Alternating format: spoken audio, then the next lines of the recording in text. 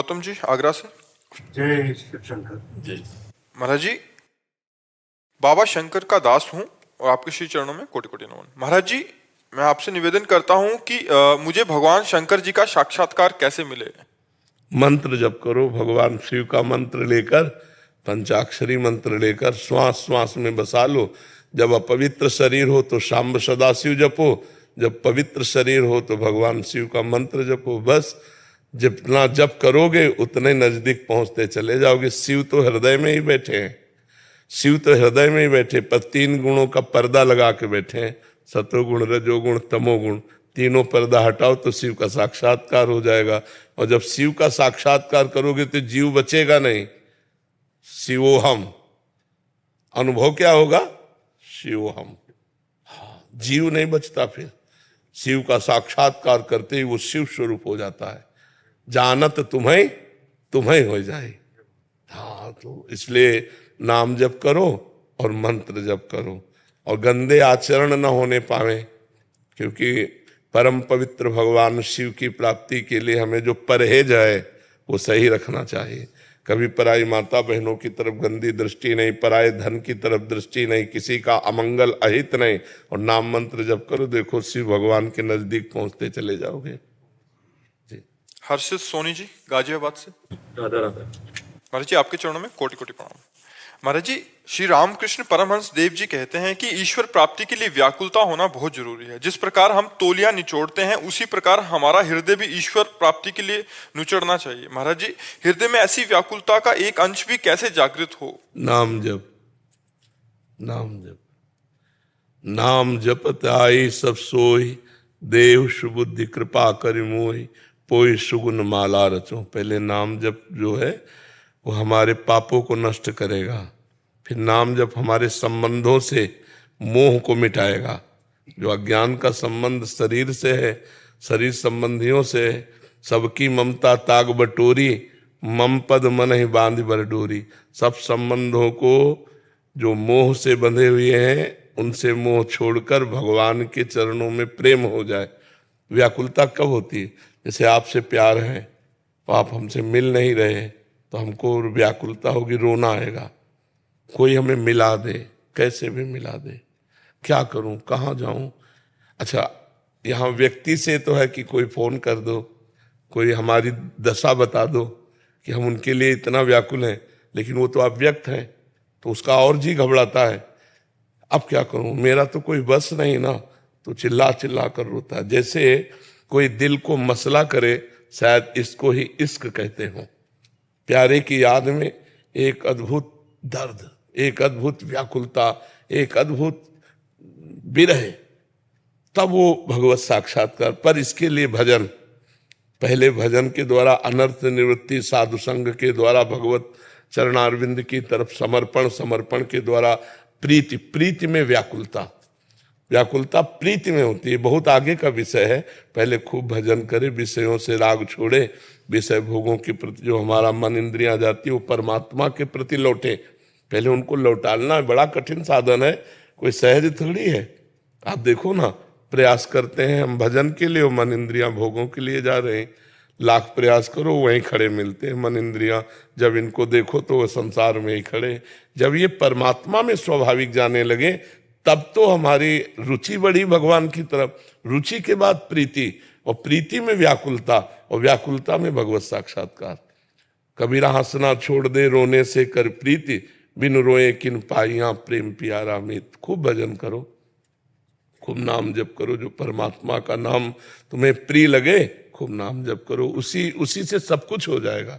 बस एक चित्त वृत्ति लग जाए, राधा राधा राधा राधा। जो चाहोगे वो प्राप्त हो जाएगा।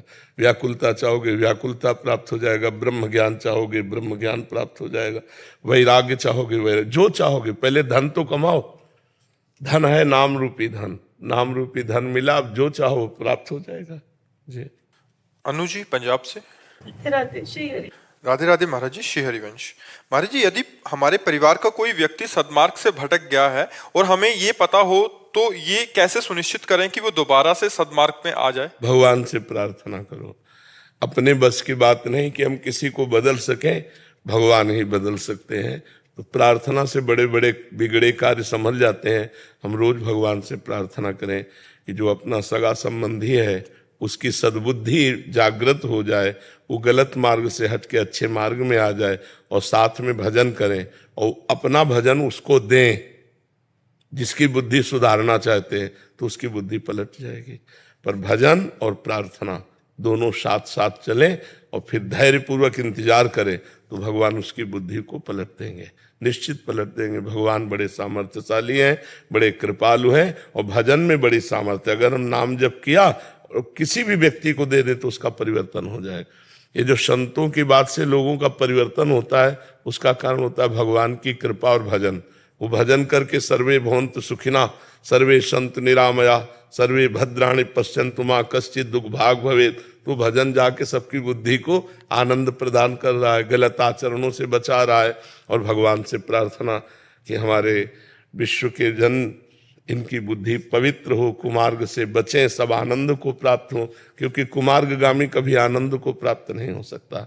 सतमार्ग में चलने वाला ही आनंद को प्राप्त होता है। जी। नवीन वर्मा जी उत्तराखंड से। महाराज जी आपके चरणों में कोटि कोटि प्रणाम। महाराज जी जब से आपको सुना है तब से आप में ममत्व भाव आते हैं, क्या गुरु में ममत्व भाव किया जा सकता है? हाँ, भगवान कपिल देव जी कहते हैं जो आसक्ति संसार के संबंधियों में है वो नरक का द्वार है, वही आसक्ति यदि गुरुदेव भगवान में या संत में हो जाए तो मोक्ष का खुला हुआ द्वार है। महापुरुषों में, भगवान के भक्तों में, संतों में यदि प्रियता हो जाए, ममत्व हो जाए, जैसे अपनी माँ से, जैसे अपने पिता से, अगर ऐसा संतों से हो जाए तो मोक्ष का खुला हुआ द्वार है। बचपन से मेरी माता दे त्याग दी, फिर उसके बाद से जब से आपको सुना है तब से ऐसा लगा कि वो जो प्यार माँ का कभी कहीं नहीं मिलता। आप बोलते हैं कि माँ तो माँ जैसे हो, लेकिन आपसे जब से सुना तब से वो प्यार निरंतर आपसे मिलता है। इसका मैं ऋणी हूँ। खूब नाम जप करो, खूब आनंदित रहो। कामिनी शर्मा जी फरीदाबाद। ज्यादा महाराज जी आपके चरणों में कोटि कोटि प्रणाम। महाराज जी क्या हमें आत्म साक्षात्कार की इच्छा रखनी चाहिए, क्योंकि हमारी आत्मा श्री जी हैं, गुरु जी हैं, तो हम उनका अपने हृदय में दर्शन कैसे करें? जितना सत्संग सुनोगे, जितना उनके चरित्रों का गायन करोगे, जितना पवित्र आहार करोगे, पवित्र विचार रखोगे, उतने ही श्री जी के नजदीक आप देखोगे। श्री जी कहीं और थोड़ी हैं। श्री जी तुम्हारे मन में है, श्री जी तुम्हारे तन में है, श्री जी तुम्हारे हृदय में है, रोम रोम में श्री जी के बिना कोई सत्ता नहीं। पर हम श्री जी के नाम गुण लीला धाम में पहले तन्मय हों, हमें पहले साधना करनी पड़ेगी। बिना साधना के श्री जी का या शिव जी का या राम जी का या कृष्ण जी का साक्षात्कार ऐसे थोड़ी होता है। देखो, अम्बा जी ने शिव जी की प्राप्ति के लिए जब ठाना पार्वती जी ने, तो सूखे पत्ता खा करके भजन करती थी। अपर्णा नाम पड़ा, अपर्णा तभी नाम पड़ा, सूखे पत्ता खा के भजन। तो हमें पहले भोजन का सुधार करें, आचरण की पवित्रता करें और खूब चरित्र सुने। जब भगवान के चरित्र सुने जाते हैं तो हृदय व्याकुल होने लगता है कि ऐसे भगवान को मैं कब पाऊं, ऐसे श्री जी को कब पाऊं। उनके चरित्र सुने, उनका नाम जप करें, पवित्र आहार करें, दूसरों का उपकार करें। दूसरों के उपकार से हमारे इष्ट बहुत जल्दी प्रसन्न होते हैं। पर हित सरिस धर्म नहीं भाई। अगर हम दूसरे का हित करें, दूसरे का उपकार करें और खूब नाम जप करें, खूब लीला चरित्र सुने, पवित्र आहार करें, पवित्र आचरण करें, तो भगवत प्राप्ति अपने आप हो जाएगी। तो महाराज जी इच्छा करनी चाहिए ना हमने, कि हम मतलब इच्छा कर रहे हैं तो हम ऐसा तो नहीं कर रहे कि हम इच्छा करना चाहिए। ये इच्छा करनी चाहिए और इच्छाएं नहीं करनी चाहिए जो माया जनित है, लेकिन भक्ति जनित इच्छा तो करनी। हमें गुरु जी का सानिध्य मिले, हमें श्री जी का सानिध्य मिले, ये तो इच्छा करनी चाहिए। आशा ही परमम दुखम नैरास्यम परमम सुखम, संसार के लिए, लेकिन श्री जी के लिए आशा परमम सुखम। आशास्य दास्यम वृषभानुजायास तीरे समध्यास्य च भानुजाया। मैं आशा करता हूं कि मैं श्री जी की दासी कब बनूंगा, मैं वृंदावन में कब अखंड वास करूंगा, ये आशाएं हैं। कब मैं श्री जी के चरणों में महावर लगाऊंगा, कब मैं अपने इष्ट देव को सुख पाऊं, ये आशा तो करनी ही है, ये तो इच्छा करनी है। गृहस्थ में रह के से हाँ, बिल्कुल हो जाएगा। गृहस्थ विरक्त तो हमारा एक रहनी है, लेकिन हम सब परमात्मा के हैं। अगर हम उसका भजन करेंगे, श्री जी का भजन करेंगे, तो श्री जी को प्राप्त हो जाएंगे। भजन करने से भगवान की प्राप्ति हो जाती है। तो गृहस्थ में रह के भजन करो तो श्री जी की प्राप्ति हो जाएगी। प्रशांत व्यास जी। राधा वल्लभ श्री हरिराम। महाराज जी आपके चरणों में कोटि कोटि प्रणाम। महाराज जी भगवत कृपा एवं पारिवारिक संस्कारों के चलते आदतन ही भगवान का नाम वाणी एवं मन में चलता रहता है महाराज जी, किंतु जब श्री जी की कृपा से वृंदावन बार बार आना हो रहा है पर धाम से प्रीति ना होकर मन घूमने और पकवान खाने में ही रहता, बिना भगवान से प्रेम हुए क्या नाम। हाँ चलो किसी बहाने वृंदावन आना हो, इसी बहाने वृंदावन याद तो आएगा। बोले वृंदावन की वो क्या बोलते हैं जो आलू के बल्ला चाट। हाँ बिहारी जिला याद आवे, भल्ला याद आ जावे तो उससे वृंदावन की याद तो आ जाएगी। वृंदावन को चिंतवन यह दीप और बार कोटि जन्म के अघ तमय काट करे उजियार। वृंदावन की किसी एक वस्तु, किसी एक व्यक्ति की स्मृति आ जाए तो हमारा हृदय पवित्र होने लगेगा। तो खान पान के लिए ही सही किसी बहाने वृंदावन आना हो जाए, बिहारी जी से आंख लड़ाना हो जाए। अब ये तो है नहीं कि यहाँ केवल टिक्की चाट खाने आए, कोई आएगा तो ये तो आएगा कि चलो एक बार यार बिहारी जी के दर्शन कर लेते हैं, एक बार परिक्रमा कर लेते हैं, तो जीवन निहाल हो जाएगा। किसी भी बहाने से वृंदावन आना हो, किसी भी बहाने से भगवान का स्मरण हो, जीव का परम मंगल होता है। क्योंकि भगवान का नाम, भगवान का रूप, भगवान की लीला, भगवान का धाम, ये परम मंगल में मंगल भवन अमंगल हारी। भगवान अमंगल हरण करने वाले, किसी भी तरह से हम भगवान से जुड़े तो हमारा मंगल हो जाए। गुरुदेव जैसे आपने जॉनी और जोजो को कहा था कि समोसा पसंद है, हरी चटनी तो गुरुदेव हम लोग भी वही चाह रहे हैं कि हम लोग को भी समोसा देकर हरी चटनी के साथ आपके जितने भी चाहने वाले हैं उन सबको निकुंज प्रभु पहुंचा दें। देखो हमें कोई वस्तु पसंद आवे इसमें निषेध नहीं है, लेकिन उसको तुरंत मोड़ दो कि अच्छा समोसा चटनी, इसका मतलब आज श्री जी की इच्छा है समोसा चटनी पावे, लो भाई समोसा चटनी लिया और राधा वल्लभ लाल की जय, हे प्रिया प्रीतम पाओ, और पा लिया। तो यहाँ भी प्रिया प्रीतम है, पहले प्रिया प्रीतम को अर्पित किया, अब उसमें कोई नुकसान नहीं है, केवल हमारी रसेंद्री के लिए थोड़ा बंधन कारक है, लेकिन प्रियालाल को अर्पित करने की आज हमारी जलेबी की इच्छा, इसका मतलब हमारे प्रभु जलेबी पाना चाहते हैं। चलो भाई प्रभु आज जलेबी की व्यवस्था करके, ऐसे तो हमारे लिए भगवान ने एक रास्ता बना दिया है कि अगर इंद्रिया हमें फंसाना चाहती तो उससे मुक्त होने का हमारे पास मार्ग है।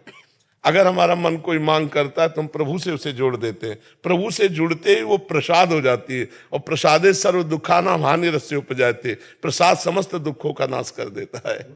शिव नारायण भट्ट जी उत्तराखंड से। जय सीताराम महाराज जी, आपके चरणों में दंडवत प्रणाम। महाराज जी जब भगवान और भगवान के प्राण प्यारे भक्तों में भेद नहीं है, तो जब कोई भक्त भगवान के साक्षात्कार करते हैं तो वो उसी क्षण मुक्त हो जाते हैं, पर जब हम संतों का या भक्तों के दर्शन करते हैं तो हम मुक्त क्यों नहीं होते? क्योंकि इतनी सुदृढ़ भावना नहीं कि भगवान से बढ़कर है। भगवान ने आदेश किया, सातों सब मुहिम जग देखा, मोते अधिक संत कर लेखा। संत को हम भगवान या भगवान के समान, भगवान से अधिक देख नहीं पाते। हम एक मनुष्य मानते हैं, साधक मानते हैं, संत मानते हैं, इसलिए कल्याण नहीं होता। जाकी रही भावना जैसी, प्रभु मूर्ति देखी तिन तैसी। दुर्योधन भी भगवान को देख रहा तो क्या कल्याण हो गया? परम पद को प्राप्त कर लिया क्या श्री कृष्ण के दर्शन से? क्योंकि उसकी भगवत भावना नहीं है। तो संतों के प्रति भगवत भावना नहीं, इसलिए भगवत प्राप्ति नहीं होती। नहीं तो संत दर्शन मात्र से भगवत प्राप्ति हो जाए।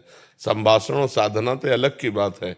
जाने संत अनंत समाना, भगवान का साक्षात प्रेम वपु लिए हुए संत जन डोलते हैं, उनके प्रति भगवत भाव होती है। जैसे गुरु के प्रति ब्रह्म भाव थोड़ी होता है, किसी का बिरले का होता है। नहीं, क्या साक्षात्कार करना है? साक्षात परब्रह्म परमात्मा हमारे सामने गुरुदेव के रूप में विराजमान है। गुरु ब्रह्मा गुरु विष्णु गुरुदेव महेश्वरा गुरु साक्षात परब्रह्म, इस लोग गा लेते हैं, लेकिन संत या गुरुदेव में परब्रह्म भाव देख पाते हैं क्या? इसीलिए भगवत साक्षात्कार का जो अनुभव है वो संत दर्शन से नहीं होता। समझ पाए किसका प्रश्न था? समझ पा रहे हो कि नहीं? हाँ जी। अरे जी भजन में ये स्थिति कब आती है कि ये संसार शरीर से आसक्ति हट जाए? जब गाढ़ भजन होने लगता है, कोई अन्य चिंतन नहीं। पहली बात है शरणागति होनी चाहिए। शरणागति में जब बुद्धि संसार के किसी भी व्यक्ति वस्तु स्थान में अपनापन न करके एकमात्र श्री भगवान में समर्पित, तो उसे कहते शरणागति। तन से मन से वचन से भगवान में, भगवान के सिवा हमारा कोई नहीं, तब वो शरणागत होता है। और जब भगवान में गाढ़ अपनापन हो जाता है और मन बुद्धि चित्त अहंकार पूरा भगवान में तन्मय हो जाता है, तब ये स्थिति आती। विसरी देह तपहि मनु लागा, शरीर की शुद्ध भूल गई और भगवान में स्थिति हो गई। पहले संसारिक संबंधों को त्यागे, संसारिक भोगों को त्यागे, संसारिक भावनाओं को त्यागे, गुरुदेव के कृपा प्रसाद से और भजन में तन्मय हो। तन्मयाहा, जब भगवान में तन्मय है, कभी रुदन कर रहा है, कभी हंस रहा है, कभी नाच रहा है, कभी गा रहा है, कभी समाधिस्थ बैठा हुआ है, तब वो देश शुद्धि का विस्मरण होता है। 2-4 माला घुमा लेने से थोड़ी होता है। हाँ जी। निधि मिश्रा जी प्रयागराज से। राधा वल्लभ श्री हरिवंश महाराज जी, आपके चरणों में कोटि कोटि प्रणाम। महाराज जी, साधना मार्ग में गुरु जब तक इस जगत में है तब तक तो साधक का योगक्षेम कर। फिर गुरु मंत्र है, गुरु जी के अंतर ध्यान होने के बाद गुरु जी का स्वरूप गुरु मंत्र है। आप देखो गुरु मंत्र में प्यार करके गुरु मंत्र को निरंतर जपिए, कोई भी प्रश्न आपका ऐसा नहीं होगा जिसका उत्तर आपके हृदय में ना आ जाए। गुरु जी, गुरु मंत्र नहीं लिया था तो फिर गुरु किस बात के? नहीं, जैसे आपने बोला था मान लिया, तो फिर ऐसे मान लेने से कोई ब्याह हो जाएगा? मान लेने से तो तभी होगा ना जब उनकी बात मानो। तो गुरु तो बात क्या मानोगी? जब गुरु जी ने नाम दिया मंत्र दिया तभी तो बात है, और क्या बात है? और तो सब बात बेकार। जो गुरु जी ने नाम दिया मंत्र दिया उसी से तो सारी बात है, नहीं और किस बात की बात है? और क्या बात है? ऐसे चलना, लेकिन जाना कहाँ है? ये बात तो गुरु मंत्र से पता चलेगी ना। हमारा इष्ट कौन है, हमारा आराध्य देव कौन है, उसका नाम क्या है, उसका मंत्र क्या है, उसका रहस्य क्या है, यही तो गुरु से जाना जाता है। केवल बातें बनाने से थोड़ी गुरु हो जाता है, मतलब केवल प्रवचन सुनने से थोड़ी गुरु हो जाता है। प्रवचन तो उस मार्ग का पूर्ण वर्णन कर रहे हैं, लेकिन हमें जाना कहाँ है, हम किससे प्यार करें? वो गुरु जी नाम देंगे, वो मंत्र देंगे, उपासना देंगे। बिना मंत्र उपासना गुरु किस बात का संबंध? समझ पा रहे हैं आप? केशव सेविका देवीदासी जी। महाराज जी, आपका भी प्रश्न ऐसा है कि ये कह रहे हैं कि जब गुरुदेव इस धरती पे नहीं रहे तो महाराज जी उस समय की जो दर्द है, वो जो एक मतलब आंतरिक जो साधक का मन खराब होता है, तो उसको। मन खराब नहीं होता, मन व्यथित होता है। खराब होना और व्यथित होने में अंतर है। मन खराब होता है काम में, क्रोध में, लोभ में, मोह में, मद में, मत्सर में। गुरु के अंतर ध्यान होने पर व्याकुलता होती है और व्याकुलता में तन्मयता होती है। जो गुरु अंतर ध्यान हुए थे वही अंतर ध्यान होकर प्रकाशित हो जाते हैं हृदय में। हर समय गुरु माइंड में बैठे रहते हैं, हर समय गुरु हृदय में विराजमान रहते हैं। बाहर जब थे तो बाहर से हमें जो कृपा प्राप्त हो रही थी उससे ज्यादा कृपा प्राप्त होती है अंतर में। गुरु जब अंतर्धान हो गए और उनके विकल होकर हम रोते हैं उन्हीं के लिए, हृदय में हमारे पीड़ा है, तो उस समय गुरुदेव हमारे हृदय में रहते हैं। अखंड मंडलाकारम व्याप्तमेन चराचरम तत्पदम दृष्टमेन तस्मै श्री गुरुवे नमः। जिधर दृष्टि डाले अपना गुरुदेव दिखाई देता है, क्योंकि अखंड मंडलाकारम व्याप्तमेन चराचरम। गुरुदेव अंतर ध्यान हो गए, बाहर से अंदर आकर प्रकाशित हो गए। अंतर क्या पड़ा? कोई अंतर नहीं पड़ा। वो शिष्य जीवन भर अपने गुरुदेव के कृपा प्रसाद से भगवदानंद का अनुभव करते, अंत में गुरुदेव स्वरूप होकर लीन हो जाता है। रवि प्रकाश चौधरी जी नागपुर से। राधे राधे। राधे राधे। आदरणीय महाराज जी, आपके चरणों में जय श्री कृष्ण। महाराज जी, मैं भारत सरकार में 28 वर्ष से उच्च पद पर आसीन हूँ। महाराज जी, मांस मदिरा का सेवन नहीं करता, लगभग 20 वर्ष से ध्यान कर रहा हूँ। मन में संशय है कि इतने समय से ध्यान करने के बाद भी मेरी स्थिति कहाँ है? महाराज जी, इसका समाधान और उचित। अब जब अभी तक तुम्हें स्थिति का ही पता नहीं चला तो ध्यान किसका कर रहे हो? किसका ध्यान कर रहे हो? स्थिति का ही पता नहीं चला। 20 साल हो गए, मटकी में छेद कर दो और ऐसे ऐसे डालते रहो, एक एक अंजुली तो भर पाएगी क्या कभी? अपने छेदों को बंद करो। जो इंद्रियों के द्वारा भोगों की विलासिता में मन का जाना है, यही छेद है। ध्यान का मतलब है अखंड ध्यान रहना, निरंतर ध्यान रहना। ध्यान का मतलब कुछ देर आंखें मूंद लेके बैठने को ध्यान नहीं कहते। ऐसा तो बगुला भी आंख मूंद करके खड़ा रहता है जल में मछली के ध्यान के लिए, मछली आई खा गया। इंद्रियों का निर्विषय हो जाना और परमात्मा में तन्मय हो जाना ध्यान कहते हैं। वो चलते फिरते, उठते बैठते, खाते पीते, सोते जागते हर समय होता है। कौन सा ध्यान कर रहे हो आप? अष्टांग योग का तो ध्यान है नहीं, बात समझना। जो योगी का अष्टांग योग का ध्यान है वो है नहीं। अब घंटा 2 घंटा आंख मूंद के बैठ जाओ, सो जाओ, उसे हम ध्यान कहते नहीं। ध्यान का मतलब चित्त वृत्ति का परमात्मा में तन्मय होना। जागृत अवस्था में हमारी चित्तवृत्ति जैसे व्यक्ति वस्तु स्थान में जाती है, ऐसे केवल परमात्मा में स्थित रहे उसे ध्यान कहते हैं। और अष्टांग योग का ध्यान तो मान लो प्राणायाम, प्रत्याहार, ध्यान, धारणा, समाधि, वो तो एक अलग है कि पद्मासन लगाकर बैठे हुए हैं और नासाग्र दृष्टि है और एकाग्र चित्त से परमात्मा का ध्यान कर रहे हैं कई घंटे लगातार, वो समाधि की तरफदार है। लेकिन आपका वो वाला ध्यान तो है नहीं, अष्टांग योग वाला। तो कौन सा ध्यान करते हैं आप? 1 घंटा ध्यान में लीन हो जाता हूँ, शरीर का शुद्ध बुद्ध। भैया जब 1 मिनट ऐसा जिंदगी में कभी हो जाएगा ना तो ये प्रश्न नहीं रहेगा, क्योंकि तुम 1 घंटा करते हो, यहां पूरा जीवन उसी में दिए हैं। 1 मिनट देह भाव रहित हो जाओगे। देह भाव रहित नींद में हुआ जाता है, समझ रहे हो? देह भाव रहित तंद्रा में हुआ जाता है, लेकिन ध्यान में जब देह भाव रहित होगे तो आनंद युक्त होगा और उस आनंद में 24 घंटे एक मस्ती रहेगी। 1 मिनट के ध्यान में 1 मिनट देह शुद्ध जब भूल जाओगे तो 24 घंटे मस्ती रहेगी। और 20 साल से कह रहे हो तो अब तक तो तुम्हें परमात्मा स्वरूप में स्थित हो जाना चाहिए था। 12 साल में तो सिद्ध हो जाता है साधन।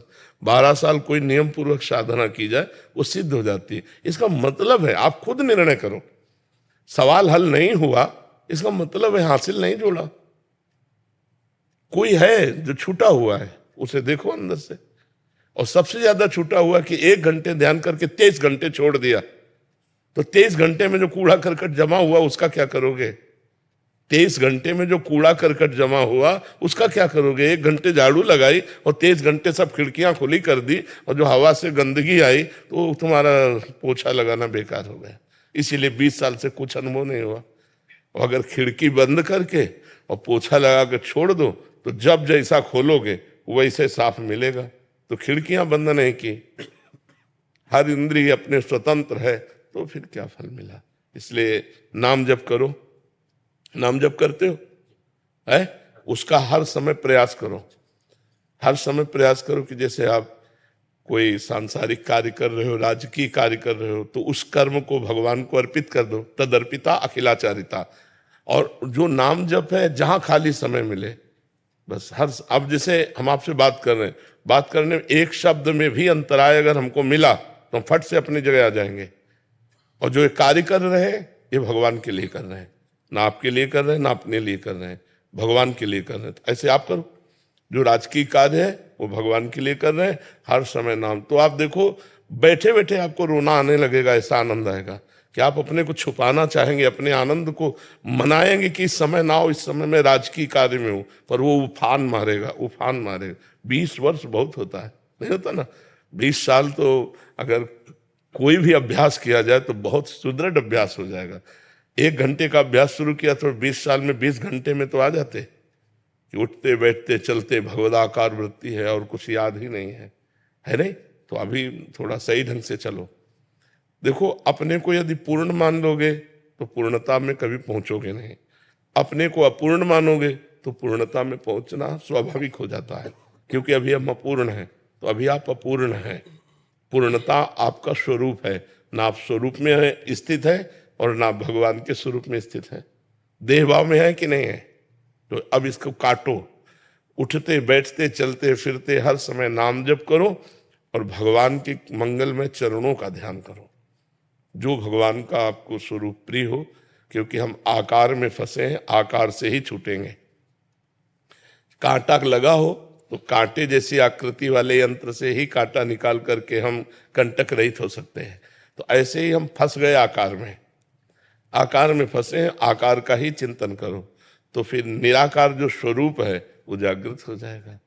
ध्यान का स्वरूप हमारे प्रभु श्री राम, प्रभु श्री कृष्ण, भगवान शिव ऐसे होने चाहिए, जिससे हम उनके रूप का चिंतन कर सके, उनके नाम का चिंतन कर सके। और ये चिंतन अचिंत गति को प्राप्त करा देगा। मम दर्शन फल परम अनुपा, जीव पाव निज सहज स्वरूपा। सहज स्वरूप जो है ना वो समाधिमय है। शंकर सहज स्वरूप सम्हारा, लाग समाधि अखंड अपारा। जो स्वरूप स्थित है अखंड अपार, 88 हजार वर्ष की समाधि लग जाती है भगवान शिव की अपने स्वरूप में। वही स्वरूप आपका है, जो शिव का स्वरूप है वही आपका स्वरूप है। जो बड़े बड़े सिद्धों का स्वरूप है वही आपका स्वरूप है, स्वरूप में कोई अंतर नहीं। तो अभी तक हम स्वरूप में तो पहुंचे नहीं, समझ रहे हो। एक गाढ़ स्थिति तंद्रा की होती है, जैसे बैठे अब चले गए, हम ध्यान उसे मानते जैसे जागृत तुम्हें देख रहे हैं, ऐसे आंख खुली हो या आंख बंद हो, बिल्कुल चेतना में, और हम परमात्मा स्वरूप का उसे ध्यान कहते हैं। बिल्कुल जागृत, बिल्कुल चेतना में, और फिर ध्यानस्थ उसे ध्यान कहते हैं। ऐसे ध्यान तो बहुत लोग लगाते हैं कि बैठे हो थोड़ी देर में अपना कंबल में आनंद में, फिर घड़ी में देखा 2 घंटा हो गए, बोले ध्यान का समय पूरा हो गया, उठ गए। इसे हम ध्यान नहीं कहते। ध्यान कहते 2 घंटे में 2 सेकंड भी आप खोए नहीं, केवल परमात्मा में स्थित चैतन्य घन। तो ऐसी ध्यान वृत्ति करके दे। हम लोग जो है ना, इसी ध्यान के लिए कभी सर्दी में जीवन में स्वेटर नहीं पहना, कभी कंबल नहीं ओढ़ा, खुले बदन सर्दी में कि कहीं हमें तंद्रा ना आ जाए, और फिर ध्यान। गंगा के किनारे चल रहे ठंडी वायु, और उसमें शरीर थर थर कांप रहा है, और लगाए पद्मासन, उसी में गंगा जी की धारा की तरफ बैठे, भूख प्यास गर्मी सर्दी सब भूल कर तब उस परमात्मा की तरफ बढ़ना होता है।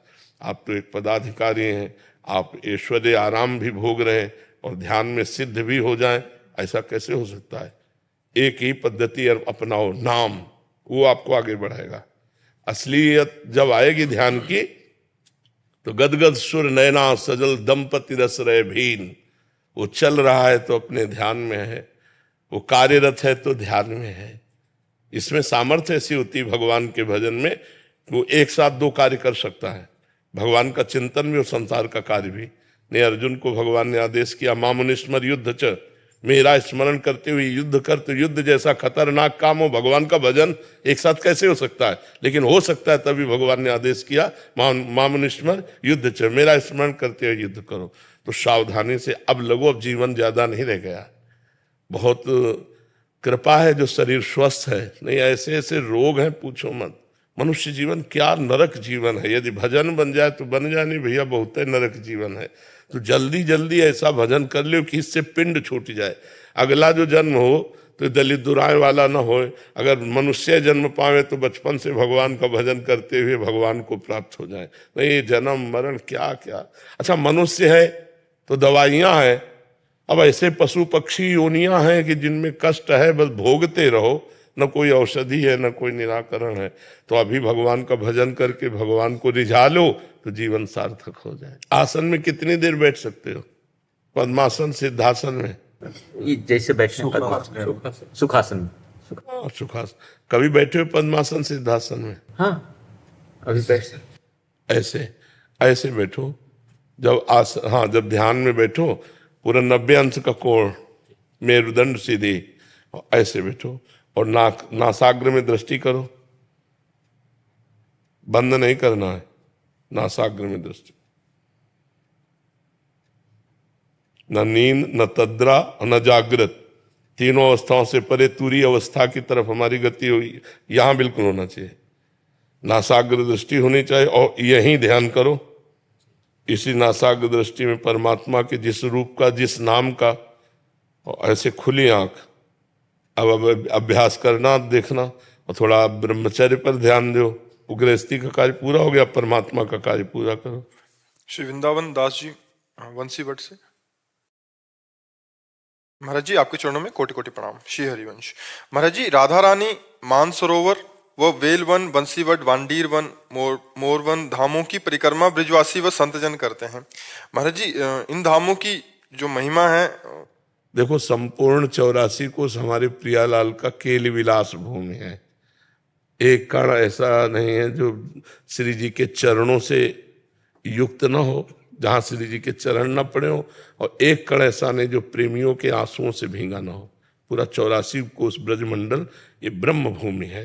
ये साक्षात श्री कृष्ण का वपू है 84 कोस भूमि। तो जितनी भी है सब लीला स्थलियां हैं, प्रिया प्रीतम के चरण चिन्ह और प्रेमी जनों के आंसुओं से भींगी हुई भूमि है। यहाँ की प्रदक्षिणा मात्र से, अगर पद्धति से नंगे पैर 84 कोस ब्रजभूमि की परिक्रमा की जाए तो उसका कभी 84 योनि में फिर भ्रमण नहीं होगा। 84 कोष भूमि के परिक्रमा मात्र से वो 84 लाख योनियों से, लेकिन गाड़ी में बैठ के नहीं, जूता पहन के नहीं, नंगे पैर और नियमानुसार अपने दाहिनी तरफ लघुशंका सोच नहीं, मौन व्रत धारण करते हुए, नाम जप करते हुए, भगवद आश्रित होती है, निरपराध वृत्ति से यदि एक परिक्रमा हो जाए 84 कोष की, तो 84 लाख योनियों से बच जाएगा, उसे जाना नहीं पड़ेगा। हमारी प्रिया प्रीतम की केल भूमि है संपूर्ण 84 कोष भूमि। कोई न कोई लीला हमारे युगल सरकार किए है, वो उसी से सब परम पावन भूमि है जी।